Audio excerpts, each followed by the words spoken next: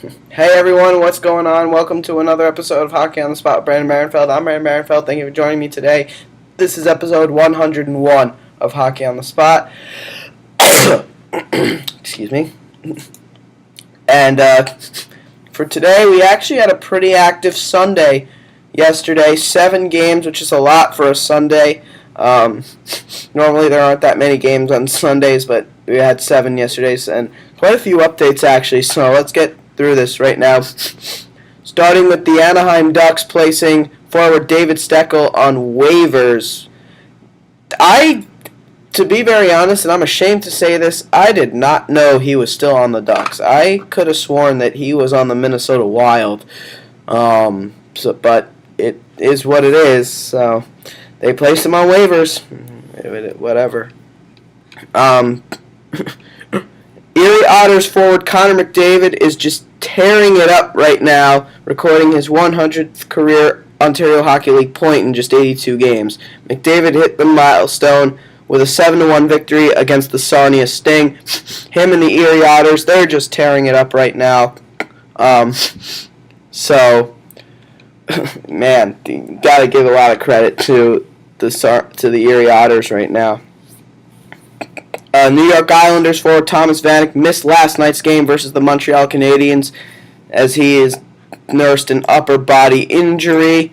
That's tough for the Islanders for sure. The Florida Panthers have sent goaltender Jacob Markstrom to the San Antonio Rampage of the American Hockey League. They obviously feel he needs a lot of work, which means Scott Clemmensen will definitely be taking over the backup job. Calgary Flames forward Lee Stempniak is hoping to return on Tuesday versus the San Jose Sharks after recovering from a broken foot. So hope for a safe and healthy return for him. For sure.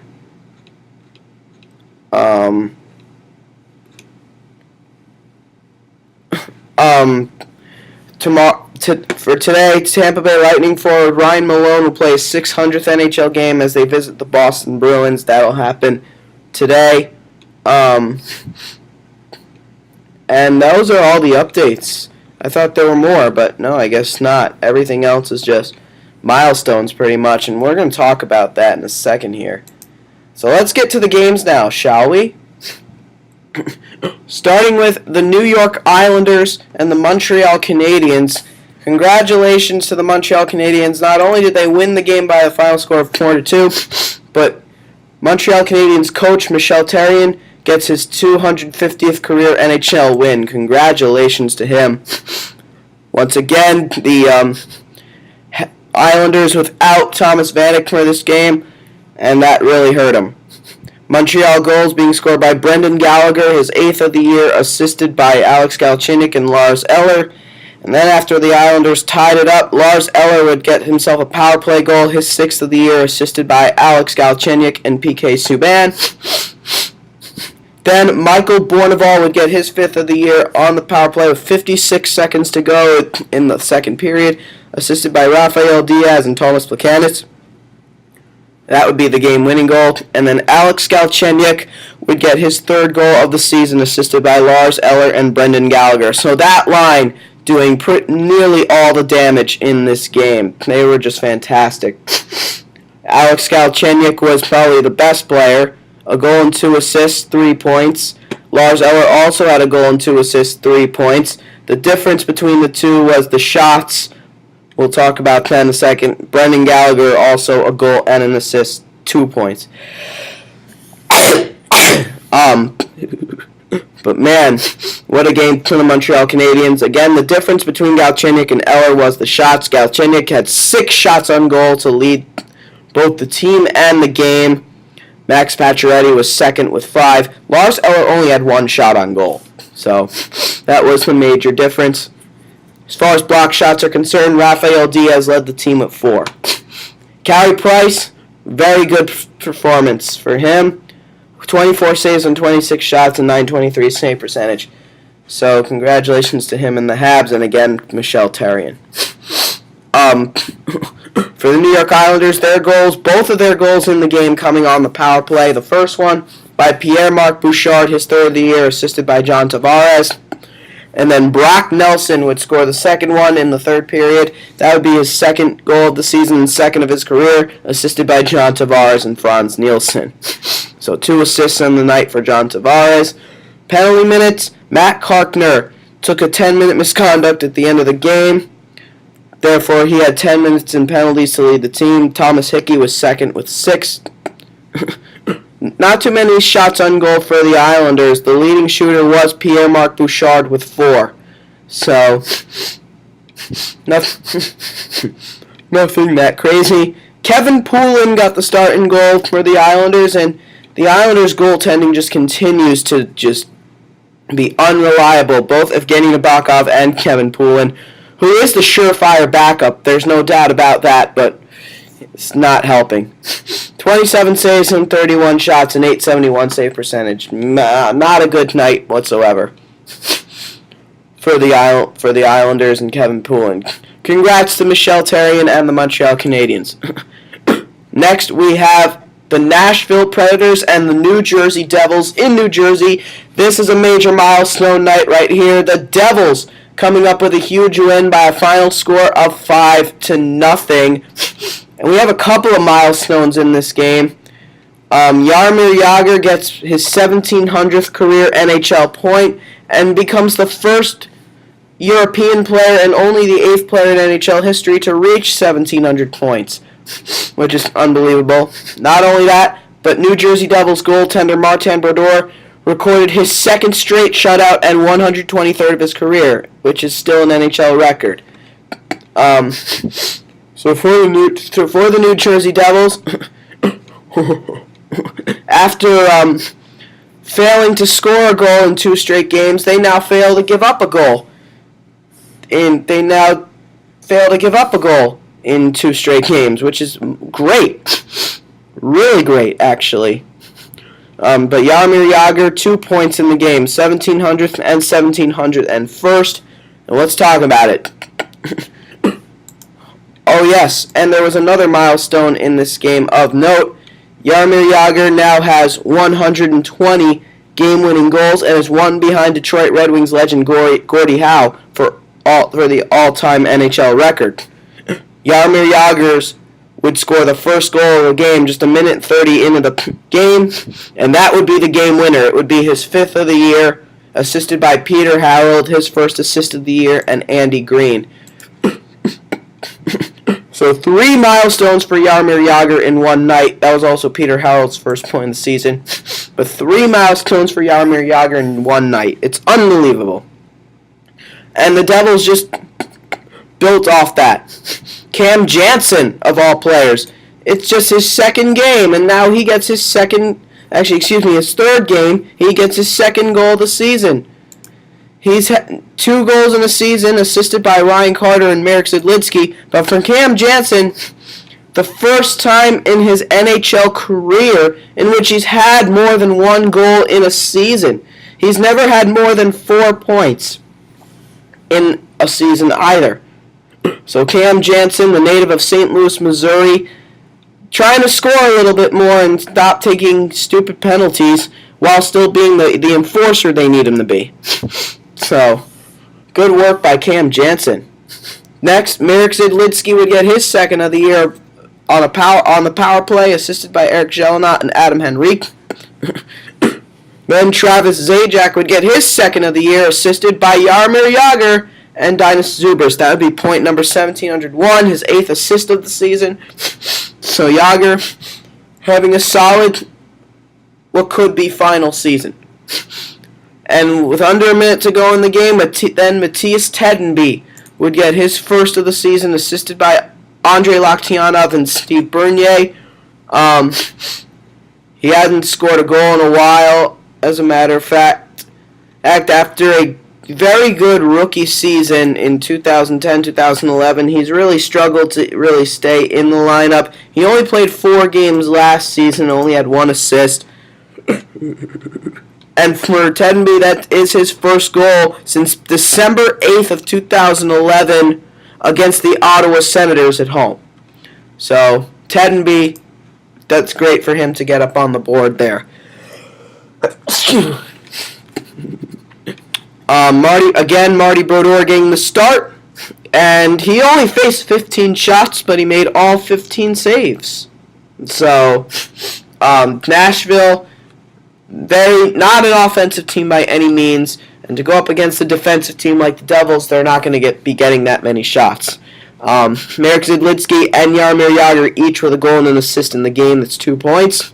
Almost every player that played had a point. Only Adam Larsson, Jacob Josephson, Michael Ryder, and Anton Volchenkov. Those were the only 4 players, and Damian Brunner. Those were the only 5 players who didn't get a point last night. So, tells you how offensive the Devils were. I don't think I've seen a situation where every player on one team got at least a point in one night. I'm sure it's happening, but it hasn't happened in a while. Nobody really stood out as far as shots on goal, hits, or block shots. Both Damian Brunner and Ryan Carter had 4 minutes in penalties, but that's about it. So nothing really that stands out. For the Nashville Predators, Patrick Hornquist led the team and the game with 4 shots on goal. That tells you how lackluster the game was offensively, despite the 5 goals by the Devils. And Carter Hutton got the start in net and played the entire game, did not play well. 18 saves on 23 shots, a .783 save percentage. He's proven how mediocre of a goaltender he could be. One night he's on his game and he's one of the best in the league.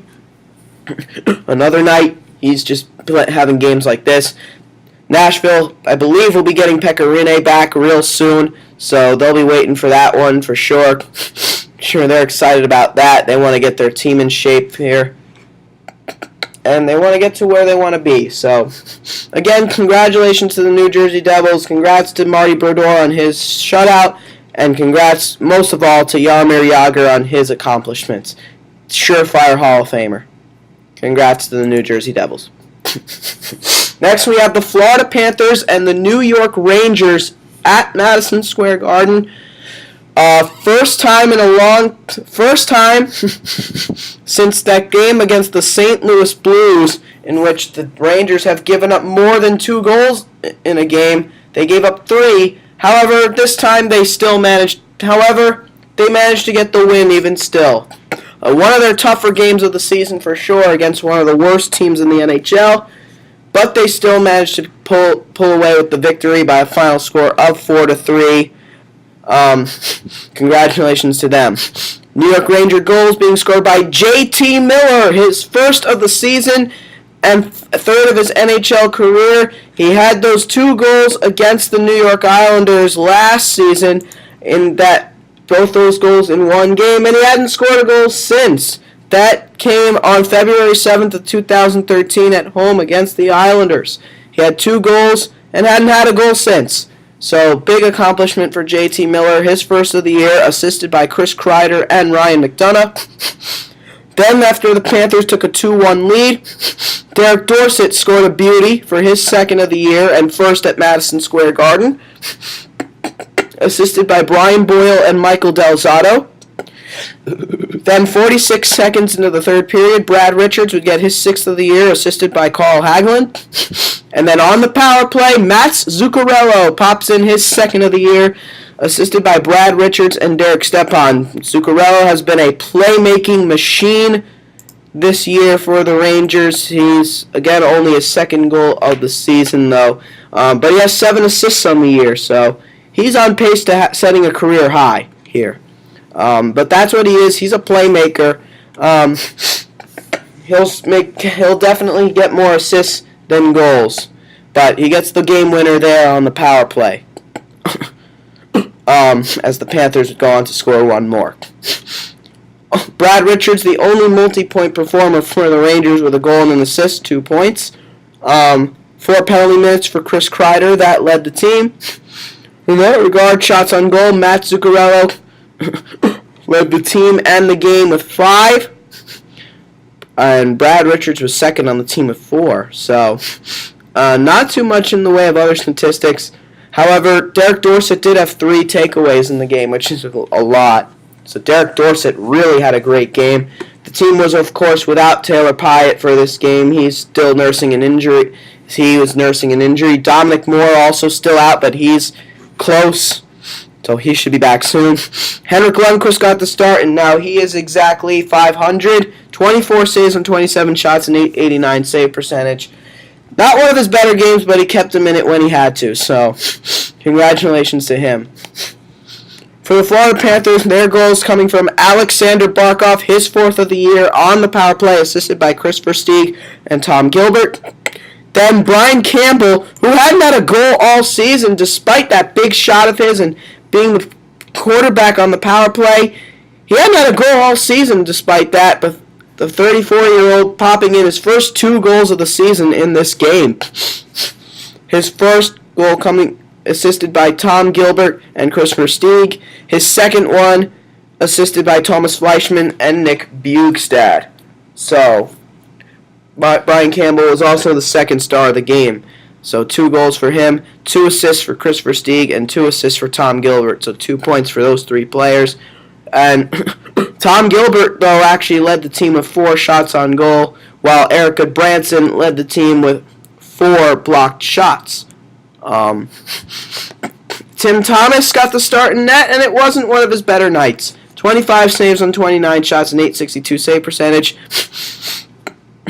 He has not looked like this Tim Thomas we've come to know and love in Boston, but a lot of that has to do with the team in front of him, so he doesn't get all the blame for it. Just the team in front of him is not ready to be a dynasty yet. And it's going to take time. It really will. We all know Tim Thomas won't be there in the future, but and they're going to need Jacob Markstrom to be ready to fill that role. That's for sure. Or if not, they're going to have to draft a goaltender. So congratulations, though, to the New York Rangers on a big win. Florida Panthers, though, not going well for them. They have now suffered their 9th consecutive loss. So they got to pick their game up, that's for sure. So congrats to the New York Rangers on a huge win. Next we have the Edmonton Oilers and the Chicago Blackhawks in Chicago. Wild game for sure, but it's the Hawks that come out on top by a final score of 5-4. Chicago Blackhawk goals being scored by Brandon Saad, his 4th of the year, assisted by Brandon Peary and Brent Seabrook. Then after Edmonton took a 2-1 lead, Andrew Shaw would score his 4th of the year, assisted by Brandon Saad. Then Brian Bickle would light up his 5th of the year, assisted by Michael Roosevelt and Patrick Kane. Then Marcus Kruger would get his 2nd of the year, assisted by Ben Smith and Johnny Oduya.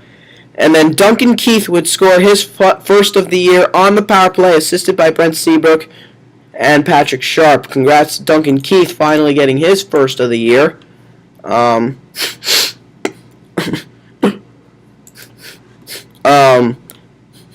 So a couple multi-point guys for the Hawks. Brent Seabrook, 2 assists, a goal and an assist for Brandon Saad. So good games for those guys. Andrew Shaw led the team and tied for the game lead with 5 shots on goal. Marian Hossa 2nd with 4. How about Brent Seabrook, 4 hits in the game? Pretty good by him. Corey Crawford got the start and goal, and it was not one of his better performances by any stretch. In fact, he probably did not play well at all, but they still got the win. Not just 19 saves on 23 shots and .826 save percentage. How they still got the win is beyond me.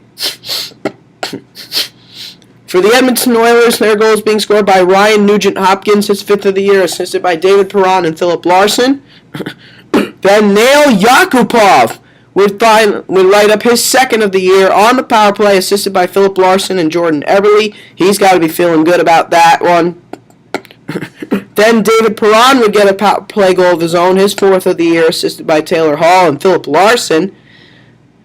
And then after that, Jordan Eberle, late in the game, would get a short-handed goal, his 4th of the year, assisted by Nick Schultz, his 1st assist and point of the year, and Taylor Hall. So how about Philip Larson, though? A guy who's more known for being a shutdown defenseman had 3 assists on the night. Even though he was a team worst -3 and a game worst -3, he still led the team. He still led the game in points. 3 assists. He had an unbelievable game despite the -3. Jordan Eberle and David Perron also each had a goal and an assist. That's 2 points for them. And Taylor Hall had 2 assists in the game. 2 points for him. So, good work there for those guys. Shots on goal, as far as those are concerned, Jordan Eberle led the team with 5, and David Perron was second with 4. And how about hits? The Oilers, lots of hits for them in this game. Leading the way in that regard was Andrew Ference with 7, which is unbelievable. So he had a good game in the hitting department. However, what erased that was that he had 4 giveaways in the game. So it wasn't it was just a mediocre performance by him. He had 7 hits, but he was a -1, and he had 4 giveaways. So, mediocre at best. Philip Larson had 5 hits in the game. That was second on the team. And then 4 hits, Jeff Petrie and Nick Schultz, they both had 4. Devin Dubnyk got the starting goal once again as they wait for Ilya Bryzgalov to finish his conditioning in the American Hockey League. And they really need him right now, that's for sure. They need the Ilya Bryzgalov. They need him right now. And not the Ilya Bryzgalov we saw in Philadelphia, but the one we saw in Phoenix. Because Devin Dubnyk's not helping the cause. 31 saves and 36 shots and .861 save percentage. They definitely need a red-hot Ilya Bryzgalov right now if they have any hopes of turning their season around. Congratulations to the Chicago Blackhawks, though, on a huge win. Next, we have the San Jose Sharks and the Winnipeg Jets in Winnipeg. The San Jose Sharks losing their 5th straight game, suffering their 5th straight loss, even though they did get a point. They get a point. They end up losing 5-4 in a shootout. But still, shootouts have just not been friendly to the San Jose Sharks this season, despite how solid their season had been overall. But things are not going well for them at this point in time. The Sharks had a 2-0 lead and actually a 3-1 lead in the game. The Jets came back. Then the Sharks took a 4-3 lead in the game and the Jets came back again. So just hard work by the Winnipeg Jets allowed them this victory. Winnipeg goals being scored by Michael Fullick, his 4th of the year, assisted by Matt Halischuk. Then Dustin Byfuglien with that big shot of his finally lights up his 1st of the year, assisted by Grant Klitzum and Eric Tangradi. Then defenseman Grant Klitzum would get his 2nd of the year, assisted by Andrew Ladd and Brian Little. And then in the waning minutes of the game, Andrew Ladd, the captain, would get his 5th of the year, assisted by Brian Little and Grant Klitzum. But Dustin Byfuglien, only his 1st goal of the season. He's been more of a playmaker this year, 11 assists on the year. For the San Jose Sharks, their goals coming from Dan Boyle, who had actually 2 goals in the game, both coming on the power play, his 3rd and 4th of the year, respectively. He opened the game up. The scoring in the game up with his 3rd of the year, assisted by Joe Pavelski and Patrick Marleau. Then Thomas Hertl would light up his 10th of the year, assisted by Jason Demers and Scott Hannon. Then Tommy Wingels would get his 5th of the year, assisted by Thomas Hertl and Justin Braun. And then Dan Boyle's 2nd power play goal of the game and 4th of the year would be assisted by Logan Couture and Joe Thornton. In the shootout, the Jets would go with Blake Wheeler, Brian Little, and Andrew Ladd, while the Sharks would go with Logan Couture, Tommy Wingels, and Dan Boyle. Andrew Ladd would be the only guy to score in the shootout for either team. He is now perfect 4 for 4 in the shootout. Congratulations to him. He scored the game-tying goal and the shootout winner. He also had an assist in the game as well. So a goal and an assist on the night for the captain, Andrew Ladd. How about the performance of Grant Klitzum? A goal and 2 assists, 3 points, +3 rating. Probably his best game ever. His best career game by far. And then 2 assists on the night for Brian Little. So great performance there for those guys. Shots on goal, Blake Wheeler and Zach Bogosian tie for the team lead and game lead with 6. They both had 6 shots on goal. Olli Jokinen and Dustin Byfuglien were second with 5 between the two of them. And then Andrew Ladd had 4. So lots of shooting for the Edmonton Oilers. Olli Jokinen also led the team with 4 hits in the game. So congrats to him. Ondrej Pavelec, not one of his better performances, but still gets the win. 30 saves on 34 shots and .862 save percentage. For the San Jose Sharks, Dan Boyle, 2 goals in the game, and Thomas Hertl, a goal and an assist. Those are the multi-point performers. Dan Boyle, however, a team and game worst, -3. Scott Hannon led the game with 4 penalty minutes. As far as shots on goal are concerned, Marc-Edouard Vlasic actually led the team in that regard. 4 shots for him. Hits, Tommy Wingels led the team and the game with 5 hits. And Matt Irwin, more known for being more of an offensive defenseman, led the team and the game with 5 block shots. So he had a good night defensively, despite being a -2. Antti Niemi, again, I feel, even though he gave up a lot of goals, I still feel like when you let up as many shots, as many as 40 or more shots, many as more than 40 shots, I still feel like he had a good game. You have a good game. Because, let's face it, if not for Niemi, the score would have been a lot worse. 42 saves on 46 shots, a .913 save percentage. So I don't want to say it was a bad performance by him, because I think even though he gave up 4 goals, I think it was actually a solid performance by him. But either way, congratulations to the Winnipeg Jets and San Jose Sharks. Man, you guys got to get going. You guys are so bad right now that you even lost to the Buffalo Sabres, which is pretty embarrassing. No offense to Buffalo or their fans. I have much respect for the team, and I feel really bad for them right now. But congrats to the Winnipeg Jets. Next, we have the Washington Capitals and the Colorado Avalanche in Colorado. The rematch from the game in Washington where the Avs destroyed the Caps 5-1. Well, they destroy them in Colorado as well. Not as bad, but still pretty bad. 4-1 as opposed to 5-1. It's against the very same team in which Nathan MacKinnon scored his first NHL goal. He doesn't score in this one, but it's a good feeling for the Avs to know that they got the big win. 4-1 the final score. For the Colorado Avalanche, their goals being scored by Patrick Bordeleau, his second of the year, assisted by Cody McLeod and Marc-Andre Cliché. Next, after the Caps tied up the game, Nick Holden would score his first NHL goal and first NHL point, assisted by Gabriel Landeskog and Paul Stastny. That would be the game-winning goal. Congratulations to the young defenseman. Then P.A. Parenteau would score his 6th of the year, assisted by Matt Duchene and Erik Johnson. And then the captain, Gabriel Landeskog, would put the game away with his 6th of the year, assisted by Erik Johnson. So, the Avs continuing to dominate now. They're having just an unbelievable season that no one saw coming. 2 assists on the night for Erik Johnson and a goal and an assist for Gabriel Landeskog. So those are the multi-point performers in the game. +3 ratings for Erik Johnson and Jan Hejda. Unbelievable there. 4 penalty minutes for Corey Sarich. He led the team there. Shots on goal. Ryan O'Reilly would lead the team with 6. Second on the team was P.A. Parenteau with 5. And tied for third was Nathan MacKinnon and Gabriel Landeskog, who each had 4.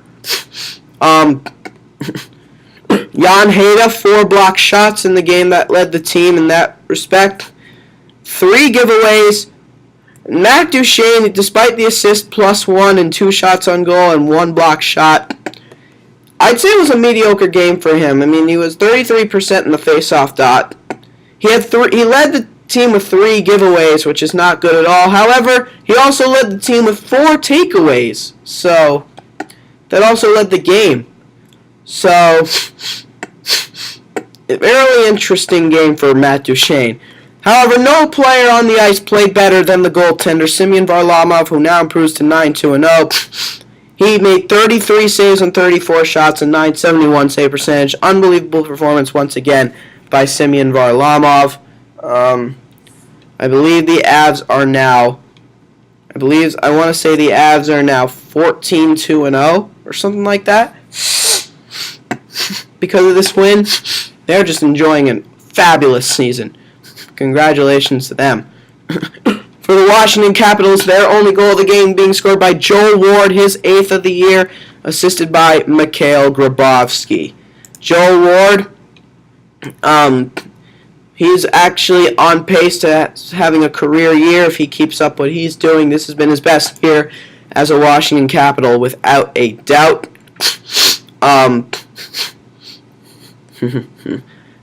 So most of the players who were minus players were minus ones, with the exception of John Carlson, who was a minus 2. So not too bad in the way of plus minus. It could have been worse. Shots on goal, how about Alex Ovechkin and Mike Green? The two of them leading the team and the game with 7 shots on goal each, which is unbelievable. They both could not score, though. And then how about John Carlson leading the team and the game with 5 blocked shots? And it's funny how they lost as bad as they did, because none of their players gave away the puck. Straight zeros across the board as far as giveaways are concerned. So it was a real interesting 4-1 loss for the Caps for sure. Braden Holtby got the starting goal. He faced a lot of shots, but I'd still say it wasn't good enough to be considered a good performance. Mediocre, probably. 33 saves on 37 shots and 892 save percentage. It's not that great. Actually, anything lower than a 900 save percentage, I don't really consider that great. That's just me, though. But Holtby now 7-6-0. He had been doing great for a while, so a little bump in the road for the Capitals as they try to pick themselves up. Congratulations to the Colorado Avalanche. And last but certainly not least, we have the Vancouver Canucks and the Anaheim Ducks in Anaheim. Vancouver coming off a horrendous 5-1 loss to the Los Angeles Kings, in which Roberto Luaga was pulled for Eddie Lack. Eddie Lack gets the start in this one. So the Canucks looking to hand the Ducks their first loss at home this season, and they almost did it. They really gave the Ducks a tough time. They outshot them, but the goaltending of Frederik Andersen, who made an unexpected start, powered the Ducks to a 3-1 victory. We'll talk more about the goaltending in a bit, though.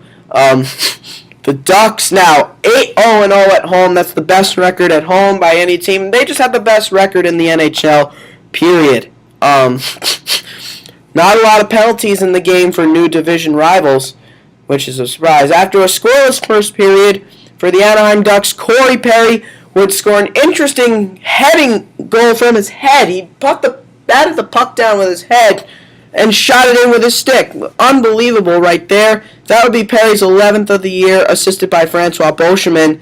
Anaheim Ducks also without Ryan Getzlaf for this game. He sustained an upper body injury for the Buffalo game. He actually suffered the injury during a morning practice on Friday. Fought through the injury to play against Buffalo and had that hat trick plus that assist, but couldn't sustain it any longer. He had to sit out. So Getzlaf out with an upper body injury. Huge loss for the Ducks, despite the fact they still got the win. Again, Corey Perry's the first goal being scored by Corey Perry, 11th of the year, assisted by Francois Beauchemin. And then after Vancouver tied up the game, Nick Bonino would light up his 5th of the year, assisted by Emerson Edom and Corey Perry. That would be the game-winning goal. And then in the third period, with 21 seconds left, Andrew Cogliano would score his 5th of the year via an empty net goal, assisted by Devontae Smith-Pelly. So, a goal and an assist for Corey Perry, the only multi-point performer for either team. That's 2 points. How about Francois Beauchemin, +3 on the night? Unbelievable. But the Ducks did not get a lot of shots on goal, and that's a first for them. Andrew Cogliano led the team with 4. Tells you how few shots they got. Brian Allen led the way in that regard with 4. But nothing else to really stand out other than the goaltending. Frederik Andersen got an unexpected second consecutive start for the Anaheim Ducks. Jonas Hiller was expected to play in this game. However, he was feeling a little bit under the weather. He has a flu right. He was feeling under the weather. He has a cold right now, I believe, as far as we know right now. So he came to the game but sat on the bench. But Frederik Andersen, in an unexpected start, now improves to 6-0-0. 35 saves on 36 shots, a .972 save percentage. Congratulations to Frederik Andersen. I do not know why he wasn't the first star, to be honest. For the Vancouver Canucks, their only goal of the game being scored by Tom Sestito, his first of the year and second as a Vancouver Canuck. The big man, big 6'5", 228-pounder, getting that in, assisted by Brad Richardson and Zach Kassian. Zach Kassian, his first assist of the season. He had been a goal scorer this season. Not a good night whatsoever for the captain, Henrik Sedin. Not really for either of the Sedins, but more for Henrik. He was a team worst and game worst, -3. Ryan Kesler led the team and the game with 5 shots on goal. Dan Hamhuis and Alexander Burrows each finished second with 4. How about Alexander Edler led the team and the game with 5 hits. And leading the team and the game in block shots was Ryan Stanton with 4. Eddie Lack, again, came in relief of Luongo against the Los Angeles Kings. He got the start against the Anaheim Ducks and played the full game. And it wasn't like he played that bad, even though they lost.